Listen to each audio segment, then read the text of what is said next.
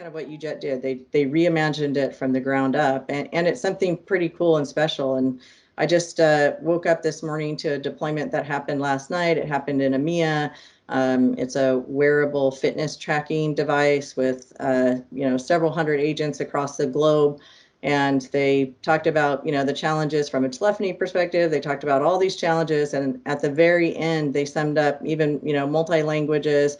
And they said, we cut over and it was an absolute non-event. And they said, it should be, right? And it just worked. And that's like, I was like, I love statements like that, because it just worked. It doesn't sound exciting, but that's tremendously exciting to cut over from one platform to another in a global situation and then have the customer themselves say it was a non-event, it just worked. Sure. So now, do you chalk that up to prior planning, preventing piss poor performance, or do you chalk that up to the seamless integration capabilities or the light switch kind of model of the platform? Because a lot goes into a statement like that. It's not just, hey, we all the call flows, all the things worked, it was easy.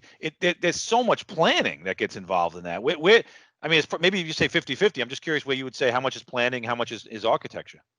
Yeah, so some of it's planning and some of it's, customers' willingness to, do their end of it. A lot of times that's where things get, derailed is, the customer side of it. But we have a really good team as far as, project management, all of those things helping guide the customer. But at the end of the day, it's just a light lift. It's just easy to configure. So, generally speaking, within, 2 to 4 weeks time, we can be rolled out and up and running. Again, some of that depends on the customer and, their timeline and complexities, but it's really very simple. And you almost have to see it to believe it. And one of the things we get questioned on is, well, that just looks too simple. How powerful is it?